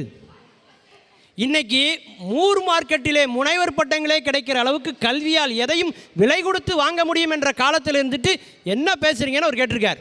தம்பி யதார்த்தமாக ஒரு வார்த்தை சொன்னார். வாங்குவதற்கு இன்றைக்கு உலகமே இருக்கிறது, இழப்பதற்கு இஎம்ஐயை தவிர எதுவும் இல்லை. அந்த அளவுக்கு இன்றைக்கி இருந்தால் கூட பணம் தான் முக்கியம்னு அவர் பேசியிருக்கார். இல்லை, பணத்தை காட்டிலும் உயர்வானது கல்வி. மரணமில்லாத பெருவாழ்வை வழங்கக்கூடியது கல்வி. இந்த உலகம் செல்வந்தர்களை நினைவில் வைத்துக் கொள்வதில்லை. வாழும்போதுதான் அவர்களுக்கு உலக அளவிலே பட்டியலில் இடம் தருகிறது. ஆனால் இறந்த பிறகும் இன்றைக்கும் உயிரோடு இருப்பவர்கள் யார் என்றால் ஒரு கம்பர், ஒரு பாரதி, ஒரு வள்ளுவரைத்தான் நாம் பேசிக்கொண்டிருக்கிறோம் என்றால் கல்வி என்று பேசுவதற்காக வருகிறார் சிறந்த சிந்தனையாளர், மிக அற்புதமாக பேசக்கூடிய பேச்சாளர், அருமை சகோதரி திருமதி தீபா அவர்களை உங்களது கைத்தட்டல் கிடையே அழைக்கிறேன். வாங்க. தமிழ் புத்தாண்டு நல்வாழ்த்துக்கள். எதிரணியில் இருக்கும் ஆசிரியர் பெருமக்களுக்கு என்னுடைய சிறப்பு வணக்கம். 3 பேருமே ஆசிரியர்கள். எத்தனை லட்சம் கொடுத்து இந்த வேலையெல்லாம் வாங்கினாங்கன்னு தெரியல. ஸ்கூலுக்கும் காலேஜுக்கும் போய் வேலைக்கு இன்டர்வியூ போகும்போது அவர்களுக்கு தேவைப்பட்டது கல்வி. நாங்கள் செல்வம் தேவையில்லைன்னு சொல்கிற அணி கிடையாது. வாழ்க்கைக்கு பெரிதும் தேவை கல்விதான் சொல்கிறோம். செல்வம் ஒருத்தருக்கு நம்பிக்கையை கொடுக்கலாம், ஆனால் என்னால் என் வாழ்க்கையை மாற்ற முடியும் என்ற தன்னம்பிக்கையை கொடுப்பது கல்வியால் மட்டுமே முடியும். இதை தான் நாங்கள் இங்கே பேச வந்திருக்கோம். கோயில்களில் நன்கொடையை பற்றி சொன்னாங்க. அவங்களுக்கு ஒன்று சொல்ல விரும்புகிறேன். எந்த கடவுளும் நன்கொடை கொடுத்து முன்னே வந்து என்னை தரிசியுங்கள் என்று சொல்லவில்லை. அது ஆசாமிங்க செய்கிற மிஸ்டேக்கு. அதுக்கு கடவுள் என்னங்க பண்ணுச்சு? இன்றைக்கி கோயிலுக்கு டொனேஷன் கொடுத்தவங்கள விட பழைய பள்ளிகளில் படித்த மாணவர்கள் தங்கள் பள்ளிகளை புனரமைத்து செய்து கொண்டிருக்கிறார்களே, அவர்களை பற்றித்தான் இந்த சமுதாயம் அதிகம் பேசி கொண்டிருக்கிறது. அதை அவங்க மறந்துடக்கூடாது எதிரணியினர். இதெல்லாம் விட ஒரு முக்கியமான விஷயம், இந்த கொரோனா காலத்தில் செல்வந்தர்கள் பட்ட அவஸ்தை உங்களுக்கு தெரியும். எத்தனை லட்சம் இருந்தாலும் எனக்கு தெரியுங்க. நான் ஒரு ஹாஸ்பிட்டலில் அட்மிட் ஆகியிருந்தேன். படுக்க கூட பெட்டு கிடையாது, எல்லாம் தரையில் படுத்திருந்தோம். எத்தனை பெரிய கோடீஸ்வரர்களும் தரையில் படுத்திருந்தார்கள். படித்த மருத்துவர்களால் மட்டுமே தான் பல உயிர்களை காப்பாற்ற முடிந்தது என்றால் இந்த இடத்துல கல்வி பெருசா செல்வம் பெருசான்னு எப்படி நம்ம கேள்வி கேட்கலான்னு எதிரணிக்கு புரியவே இல்லை. காமராஜர் ஐயா அழகாக சொல்வார், நான் தெரு தெருவாக பிச்சை எடுத்து கூட பல கல்விக்கூடங்களை நிறுவுவேன்னு. ஏன் தெரியுமா அந்த வார்த்தையை சொன்னார்? ஒரு சமுதாயம், ஒருவருடைய வாழ்க்கை மட்டுமல்ல, ஒருவருடைய சமுதாயம், இந்த சமுதாயம் மாற்றமடைய வேண்டும் என்றால் கல்வி தான் முக்கியம்னு அன்னிலிருந்து இன்னைக்கு வரைக்கும் பல அறிஞர்கள் சொல்லி கொண்டு இருக்கிறார்கள். நம்ம ஊர் தமிழ்நாட்டில் ஈரோட்டில் எடுத்துக்கோங்க. கீதா குப்புசாமின்னு ஒரு மாற்றுத்திறனாளி பெண்மணி. அவங்கள ஏன் படிக்க வைக்கிறீங்க, பிறந்த உடனே எதுக்குன்ற மாதிரி பெற்றோர்களும், சுற்றி இருக்க கிராமம், ஒரு சின்ன கிராமத்தில் பிறந்த பெண்ணு, எல்லாரும் சொல்கிறாங்க அவங்கள எதுக்கு இந்த பொண்ணு படித்து என்ன ஆக போகுதுன்னு. ஒரு MBA முடிக்கிறாங்க, பல நிறுவனங்களில் வேலை வாய்ப்பை தேடி போகிறாங்க, வேலை வாய்ப்பு கிடைக்கவில்லை. அவர்கள் செய்த செயல் என்ன தெரியுமா? ஒரு சிறிய கார்மெண்ட்ஸ் ஃபேக்ட்ரி மாதிரி ஆரம்பித்து அந்த கிராமத்திலேயே இன்னைக்கு பல மாற்றுத்திறனாளி பெண்களுக்கு அவர்கள் வேலை வாய்ப்பை கொடுத்து இருக்கிறார்கள். காரணம் அவர்கள் படித்த பட்டம் மட்டுமே காரணம். ஒருவரை இந்த சமுதாயத்தின் சூழ்நிலையையும் தன்னுடைய சூழ்நிலையையும் மாற்ற முடியும் என்றால் அதற்கு கல்வி மட்டும்தாங்க அடித்தளமாக இருக்க முடியும். எதிரணிக்கு ஒன்று சொல்ல விரும்புகிறேன். ஒரு சின்ன கதை. ஒரு செல்வந்தர் என்ன பண்ணியிருக்காரு, தான் சம்பாரித்த எல்லா சொத்தையும் சேர்த்து வச்சு தங்க பிஸ்கெட்டாக மாற்றி தினமும் அவருக்கு பார்க்கணும் அவர் சம்பாரித்த சொத்துக்களை. அதனால் தன்னோட தோட்டத்தில் நோண்டி புதைச்சிட்டாரு. டெய்லி காலையில் போய் அதுக்கு ஒரு குட் மார்னிங் சொல்லி பார்க்க சொல்ல, அப்பா நம்மக்கிட்ட எவ்வளோ தங்க பிஸ்கெட் இருக்குது வச்சிருவார். தினமும் நைட்டு படுக்கிறதுக்கு முன்னாடி அதை போய் பார்த்துட்டு வருவார். இதை பக்கத்து வீட்டுக்காரன் பார்த்துட்டான். ஒரு நாள் அவன் இதை எடுத்துகிட்டு செங்கல்ல வச்சுட்டான். மறுநாள் காலையில் இவர் போய் பார்க்குறாரு, வெறும் செங்கல்லாக இருக்கேன்னு உயிர் போயிடுது. நினைத்து பாருங்கள், செல்வம் ஒரு நொடியில் காணாமல் போகும், ஆனால் கல்வி என்ற செல்வம் என்றென்றும் அழியவே அழியாது. டெய்லி எடுத்து பார்க்குறதுக்கு செங்கல்லாக இருந்தானே தங்கமாக இருந்தானே எல்லாம் ஒன்று தான். இன்றைக்கி நானே சொல்கிறேன், எங்கள் தந்தை, நான் ஒரு தொழிலதிபராக ஒரு நிறுவனத்தை நடத்திக்கிட்டு இருக்கேன். என்கிட்ட ஒரு 200 பேர் ஒர்க் பண்ணுறாங்க. அதுக்கு என்னுடைய தந்தையார் வழிகாட்டுதலோ தந்தையாரின் சேர்த்து வச்ச சொத்தோ காரணம், மூதாதையர்கள் சேர்த்த சொத்தோ காரணம் அல்ல. நான் படித்த படிப்பினால் மட்டுமே தான் இன்று ஒரு தொழிலதிபராக இந்த சமுதாயத்தில் என்னை அடையாளப்படுத்தி கொள்ள முடிகிறது. நம்ம பெண்கள்லாம் வாசலில் கோலம் போட்டு பார்த்துருப்பீங்க. சமீபத்தில் மெரினாவில் அந்த பைலட்டு பெண்களும் ஆண்களும் வானில் வண்ணமாய் கோலம் போட்டாங்க. அந்த நிகழ்வை பார்த்த ஒரு பெண்களுக்கும் அது எவ்வளோ ஒரு ப்ரௌடு மூமெண்ட். அது எப்படி கிடச்சது? எத்தனை லட்சம் கொடுத்தாலும் நம்ம இந்தியன் ஏர்ஃபோர்ஸில் நம்ம போய் வேலைக்கு சேர முடியுமா? நாம் படித்த கல்வியும் அவர்கள் கொடுக்கும் பயிற்சியின் மூலமாக மட்டுமே நம்மை அடையாளப்படுத்தி கொள்ள முடியும் என்றால் கல்வி அத்தனை தேவையானது. செல்வம் அனைத்தையும் கொடுக்கும். நாங்கள் செல்வம் வேணானே சொல்லுங்க. செல்வம் நமக்கு நம்பிக்கையை மட்டுமே கொடுக்கும். ஆனால் சூழ்நிலைகளையும் பிரச்சனைகளையும் கையாளும் திறமையையும் தைரியத்தையும் தன்னம்பிக்கையும் கொடுப்பது கல்வி மட்டுமே என்று கூறி வாய்ப்புக்கு நன்றி பாராட்டி விடைபெறுகிறேன். வணக்கம். நான் கூட நல்லா படிச்சிருக்கேன்னு ஒரு இன்டர்வியூக்கு போனேன். இன்டர்வியூவில் எனக்கு ஒரு கேள்வி கேட்டாங்க. இன்டர்வியூ இதுக்கு தமிழ் என்ன, தமிழாக்கம் என்ன, மொழிபெயர்ப்பு என்னன்னு கேட்டாங்க. நான் சொன்னேன் கண் துடைப்பு. சரியான அர்த்தம் இல்லையா? கண் துடைப்பு. படிக்கிற எல்லாருக்குமே பதவி கிடைச்சிருதா? படித்து தகுதி இருந்து எத்தனை பேர் உயரத்துக்கு போக முடியாமல் இருக்காங்க? அதே குடியரசுத் தலைவரை அடுத்த முறையும் குடியரசுத் தலைவர் ஆக்கிறதுக்கு நமக்கு மனசு வந்ததா? அப்படிங்கிறதெல்லாம் இன்றைக்கி ஒரு கேள்வியாக எழுந்திருக்கிறதுனால கல்வியை காட்டிலும் செல்வம்தான் சிறந்தது என்று பேசுவதற்காக வருகிறார் நிறைவு பேச்சாளர் திருமதி பூர்ணகலா அவர்களை உங்களது கைத்தட்டலோடு அழைக்கிறேன். வாங்க. தமிழின் அருமை பெருமைகளை எல்லாம் ஆய்ந்து அறிந்து உள்ளூரிலிருந்து உலக நாடுகள் வரை பட்டிமன்ற சூப்பர் ஸ்டாராக கலக்கி கொண்டிருக்கிற நடுவர் அவர்களே, உண்மையை மட்டுமே கூற வந்துள்ள எங்கள் அணியை சார்ந்தவர்களே, கற்பனை உலகத்தில் வாழ்ந்து கொண்டிருக்கிற எதிரணியை சார்ந்தவர்களே, மேலும் எங்களுக்கெல்லாம் கைத்தட்டுவதற்கென்றே கைகளோடு வந்திருக்கிற உங்கள் அத்தனை பேருக்கும் என்னுடைய முதற்கண் வணக்கங்களையும் தமிழ் புத்தாண்டு நல்வாழ்த்துக்களையும் தெரிவித்துக் கொள்கிறேன். உங்களுடைய கைகளெல்லாம் சுத்தமாக இருப்பதை போல அடிக்கடி சத்தமாக இருப்பதையும் இந்த மேடை விரும்புகிறது. நடுவர் அவர்களே, எதிரணிலேருந்து ஒரு 3 பேர் வந்தாங்க. ரொம்ப கற்பனை உலகத்துல இருக்கிறாங்க. கல்விதான் வாழ்க்கையின் வெற்றிக்கு காரணம், அப்படி இப்படின்னு உளறிட்டு போயிருக்காங்கன்னு தான் சொல்லணும். நடுவர் அவர்களே, அன்று காந்தி உழைத்தார் நாட்டிற்காக, இன்று நாடே உழைக்குது காந்திக்காகவா? காந்தி நோட்டுக்காக. நடுவர் அவர்களே, அப்படிப்பட்ட காலத்துல வந்துட்டு நீங்க செல்வமே வேணான்னு சொல்வீங்களா? ஐயா, எனக்கு இதிகாசம் தெரியும், 2 இட்லி கிடைக்குமானா யாராவது தருவாங்களா? எனக்கு மணிமேகலை தெரியும், மதிய உணவு கிடைக்குமா? செருப்பாலே அடிச்சு விரட்டி அடிப்பாரு அந்த கடைக்காரர். ஏங்க, எனக்கு சங்க இலக்கியம்லாம் தெரியும், சாயந்தரம் 2 பஜ்ஜி கிடைக்குமான்னு கேட்டா சத்தியமா கொடுக்க மாட்டாங்க. அம்மா, இன்னைக்கு ஜிலேபி விற்கிற அளவுக்கு சிலப்பதிகாரம் விற்குதாம்மா கடையில்?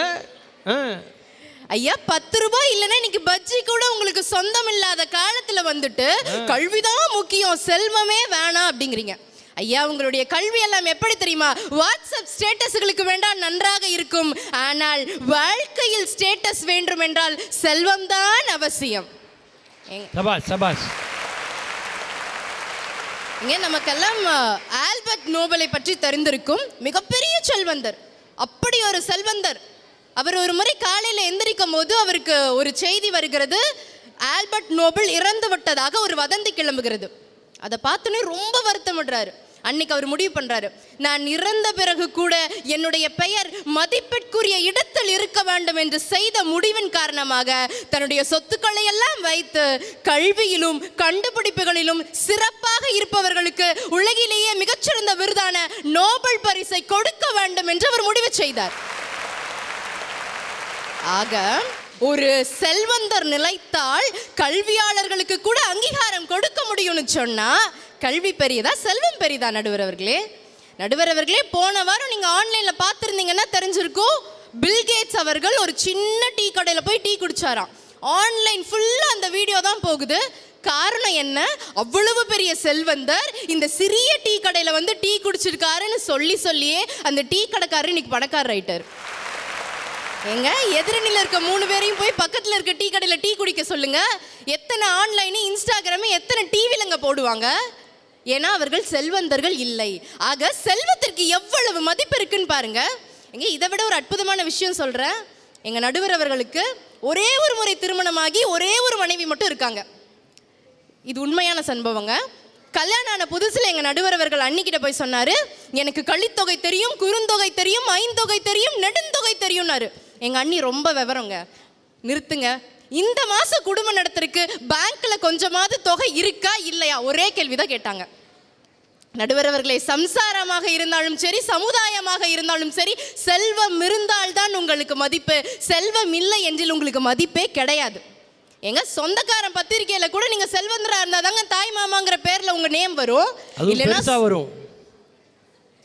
கண்டிப்பா நல்ல கொட்டை எழுத்துல போடுவாங்க. ஆனா செல்வம் இல்லைன்னு வச்சுக்கோங்க, சொந்தமே இல்லைங்கிற நிலைமையில வாழ்ந்துட்டு இருக்கீங்க. எங்க சாதாரண காகிதம் கூட உன் தகுதியை தீர்மானித்து விடுகிறது பணம் என்ற பெயரில். ஆக வாழ்க்கையோட வெற்றிக்கு எதுங்க முக்கியம்?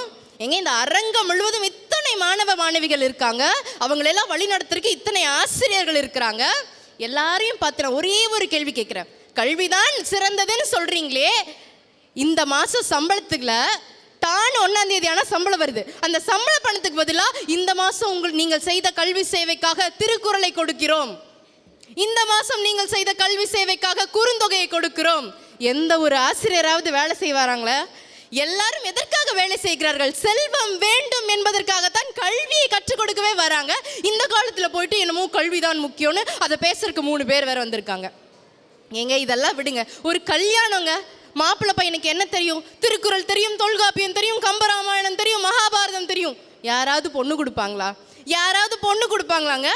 எவ்வளவு சேலரி? 1 லட்ச ரூபாய்க்கு மேலே இருக்கா, பொண்ணு கொடுக்குற, இல்லையா கிளம்பி போயிருங்க. இப்படிப்பட்ட காலத்தில் வந்துட்டு ஏங்க நான் கூட நினச்சேன், படிக்காமல் இருப்பதை விட பிறவாமல் இருப்பதே மேலுன்னு ஃப்ளூட்டோ சொல்லியிருக்காரே, அப்போ கல்விதான் ரொம்ப முக்கியம்னு நானும் நம்பி டிகிரி படித்தேன்.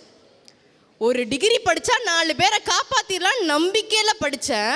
4 டிகிரி முடிச்சதுக்கப்புறம் தான் தெரியுது, அதை படிக்கிறதுக்காக நான் வாங்கின எஜுகேஷன் லோனையே என்னால் கட்ட முடியலையே. இதில் எங்கிட்டு போய் நான் 4 பேரை காப்பாற்றுறது? இப்போ நான் இருக்கிற நிலைமையில என்ன 4 பேரை காப்பாற்றணுங்கிற மாதிரி இருக்குது. நடுவர் அவர்களே, இதுதான் உங்களுடைய டிகிரி கொடுக்குற வேலையா? ஏங்க இப்போ தான் 10ஆம் வகுப்பு 12ஆம் வகுப்பு தேர்வுகள் எல்லாம் போய்கிட்டு இருக்கு. இந்த குழந்தையாவது சந்தோஷமாக கல்வி கற்க முடியுதா? ஸ்கூலில் ஸ்பெஷல் கிளாஸு, ஃபிசிக்ஸ்க்கு ஒரு டியூஷன், கெமிஸ்ட்ரிக்கு ஒரு டியூஷன், மேக்ஸுக்கு ஒரு டியூஷன், இதெல்லாம் பத்தாது நீட் கோச்சிங், ஜேஇ கோச்சிங். கை தட்டுறவங்க ஃபுல்லாக எல்லா கோச்சிங்கையும் அட்டன் பண்ணியிருப்பாங்க போல இருக்கு. நடுவர் அவர்கள், நாளைக்கு ஸ்கூல் லீவு,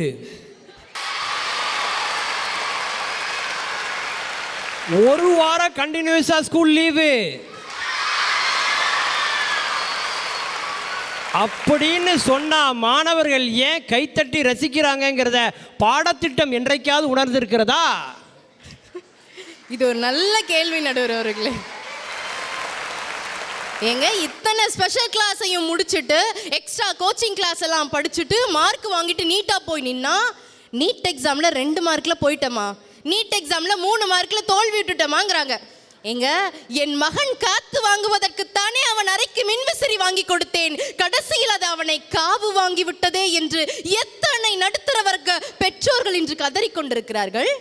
நடுவர் அவர்களே, இந்த கதறலுக்கெல்லாம் என்ன காரணம்?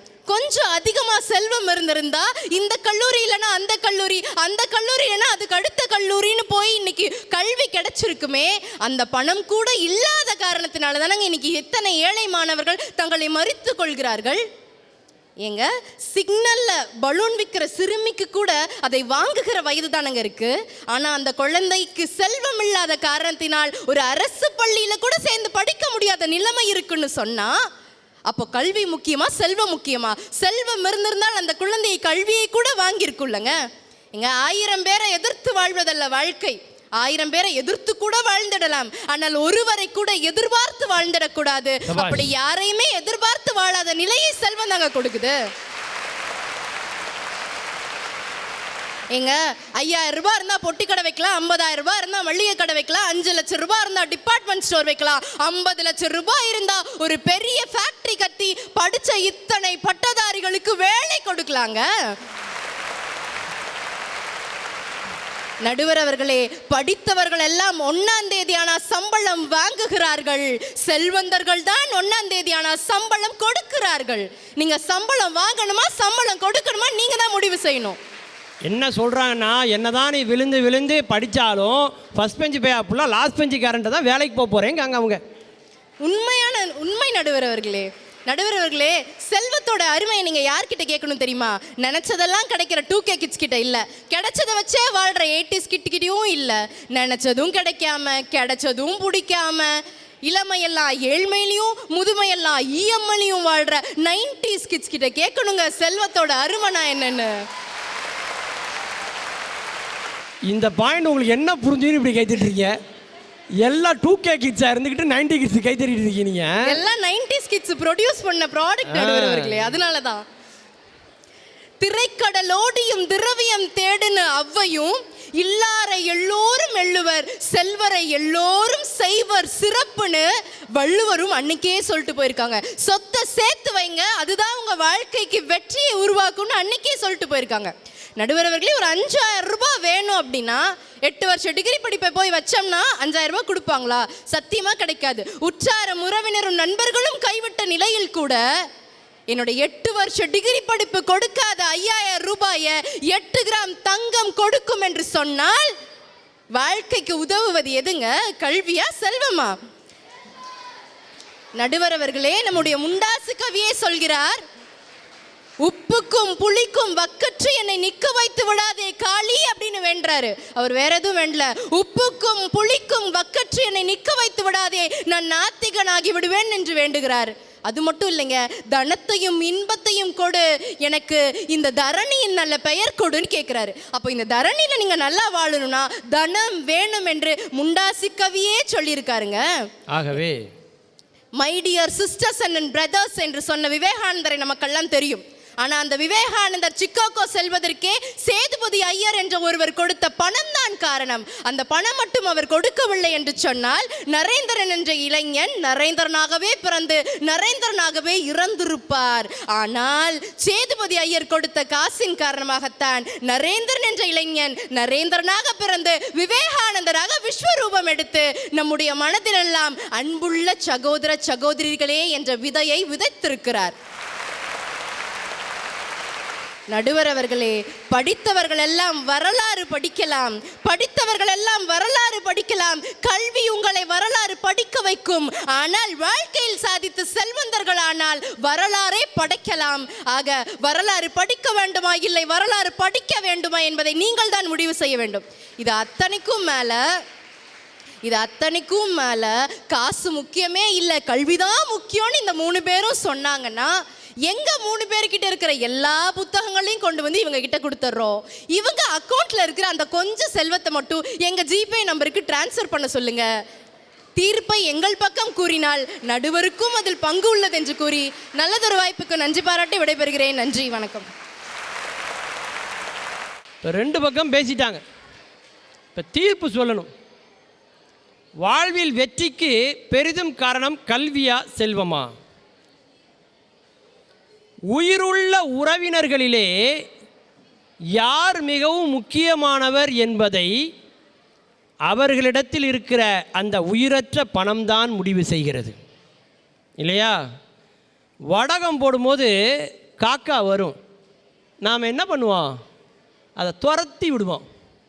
ஆனால் இதே இது இறந்தவங்களுக்கு படையல் போடும்போது நாமளே கா கா கான்னு கூப்பிடுவோம். தேவைப்பட்டால் நீ தேடப்படுவாய் என்பதுதான் செல்வம். தேவைப்பட்டால் நீ தேடப்படுவாய் என்பதுதான் செல்வம். மரியாதை கையில் இருக்கும் படிப்பை விட பையில் இருக்கும் பணம்தான் இன்றைக்கு முடிவு செய்கிறது, இல்லையா? வேலை தேடுவதற்கு ஏதுவாக மட்டுமல்ல, வேலை கிடைப்பதற்கு தடையாகவும் இருப்பது பணம். ஆசையை துறந்த புத்தர் தங்க சிலையாக இன்றைக்கு ஜொலித்து கொண்டிருக்கிறாரா இல்லையா? ஆனால் ஒரு வருத்தம் என்ன தெரியுமா? படிக்கலைன்னா நீ ஆடு மாடு தான் மேய்க்கணும், விவசாயம்தான் மேய்க்கணும்னு சொல்லியே மாட்டையும் தொலைச்சிட்டோம், விவசாயத்தையும் தொலைச்சிட்டோம். இன்னைக்கு பணக்காரனாக இருக்கிற ஒருத்தனை பார்த்து நாம் பொறாமப்படுறதை விட படுத்த உடனே ஒருத்தன் தூங்குனான்னா அவனை பார்த்து பொறாமப்படுற காலத்தில் இன்றைக்கி நம்ம மாறிட்டோம். பணம் இல்லைன்னா இந்த உலகத்தில் எதுவுமே இல்லை. ஆகவே வாழ்வின் வெற்றிக்கு பெரிதும் தேவை செல்வமே செல்வமே செல்வமே என்பதையே பட்டிமன்றத்தின் தீர்ப்பாக வழங்க வேண்டும் என்று இவர்கள் ஆசைப்படுகிறார்கள். இங்கே 3 பேர் நாங்கள் உயிரை கொடுத்து எவ்வளோ பேசியிருக்கோம் அப்படின்னு இவங்க பார்க்காங்க.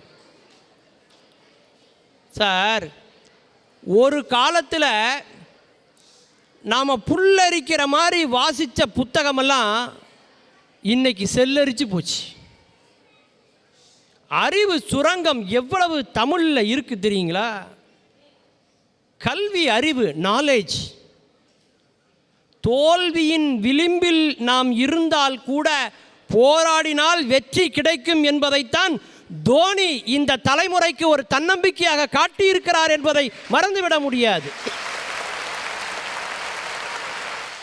கிரிக்கெட்டில் அவருக்கு இருக்கிற அறிவுதான் அவரை அதில் மிகப்பெரிய செல்வந்தராக மாற்றி இருக்கிறது என்பதை நாம் மறுக்க முடியுமா? சார், நமக்கு நீச்சல் தெரியும், அதுக்காக சாக்கடையில் விழுந்துட்டா எந்திரிச்சு வரணுமே தவிர அங்கே போய் நீச்சல் அடிச்சுட்டு இருக்கக்கூடாது. எந்த இடத்தில் எப்படி பேச வேண்டும், எப்படி செய்ய வேண்டும் என்பதையெல்லாம் கற்றுக் கொடுப்பது செல்வம் அல்ல, அறிவு என்பதை நாம் மறந்துவிடக்கூடாது. காசு ஒருத்தண்ட இல்லைன்னு வைங்களேன், அவனுக்கு சம்பாதிக்கவே தெரில அப்படிம்பான். காசு ஒருத்தண்ட அதிகமாக இருந்தால் நல்லா ஏமாற்றி சம்பாதிச்சிருப்பான் பொழுப்பு அப்படிம்பான். செல்வத்தால் 2 விதமான பயன்கள் நமக்கு உண்டு. ஆனால் படித்தால் ஒரே பயன், அது சமுதாயத்தின் நன்மை என்பதை நாம் மறந்துவிடக்கூடாது. ஒரு செய்தியை சொல்லி நான் தீர்ப்புக்கு வரேன். தமிழுக்கு 2000 ஆண்டு பழமையை கூட கொடுப்பதற்கு மேலை நாடுகள் சம்மதிக்கவில்லை. இது புலவர்களின் கற்பனை, புலவர்களின் புருடா என்று உதாசீனப்படுத்தினார்கள். அந்த சமயத்தில் தான் வெடித்து கிளம்பியது கீழடி. ஒரு பெண் கண்ணாடியிலே முகம் பார்த்தால் என்று பரிபாடலிலே ஒரு இடம் வருகிறது.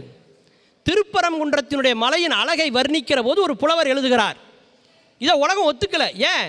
அப்போ உலகத்தில் கண்ணாடின்னு ஒன்றே கிடையாது. கண்ணாடின்னு ஒன்று இல்லாத காலத்தில் கண்ணாடியில் முகம் பார்த்தாங்கன்னு தமிழ் புலவன் எழுதுகிறார். அப்படின்னா அந்த காலத்திலே பளபளப்பான வெள்ளி தட்டுகளை, வெங்கல தட்டுகளை மேலும் பளபளப்பாக்கி அன்றைக்கு பெண்கள் முகம் பார்த்திருக்கிறார்கள் என்று சொல்கிறது இன்றைய கீழடி.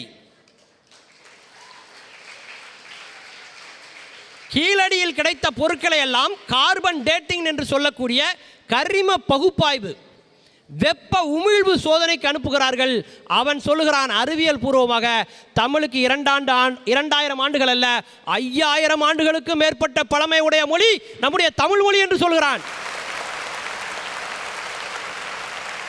அதனால்தான் இந்த நாட்டிலே சட்டத்தை நமக்கு வகுத்து கொடுத்த அண்ணல் அம்பேத்கர் சொன்னார், இந்த நாட்டை உரிமை கொண்டாட வேண்டும் என்று சொன்னால் அது தமிழினத்திற்குத்தான் அந்த தகுதி இருக்கிறது, தமிழர்கள் தான் இந்த மண்ணின் பூர்வ குடிமக்கள் என்பதை நம்முடைய அண்ணல் அம்பேத்கர் அவர்கள் சொன்னார் என்று சொன்னால் எத்தனை இலக்கியங்களை நாம் வைத்திருக்கிறோம், எத்தனை அறிவை நம்முடைய புலவர்கள் தமிழிலே தேக்கி தந்திருக்கிறார்கள். சங்க காலத்திலிருந்து நம்முடைய சங்கர் காலம் வரைக்கும் எடுத்துக்கொள்ளுங்கள். உலகம் யாரை நினைவுபடுத்தி இருக்கிறது, யார் வெற்றியாளனாக இருக்கிறார் என்று சொன்னால் செல்வம் படைத்தவர்கள் அல்ல, நம்முடைய அறிவு படைத்தவர்கள் தான் என்பதையே இந்த சிற்றறிவுக்கு எட்டுவதால் வாழ்வின் வெற்றிக்கு பெரிதும் தேவை செல்வம் அல்ல கல்வியே என்பதையே பட்டிமன்றத்தின் தீர்ப்பாக வழங்கி சித்திரை திருநாள் வாழ்த்துக்களை கூறி உங்களிடமிருந்து விடைபெறுகிறோம். நன்றி, வணக்கம்.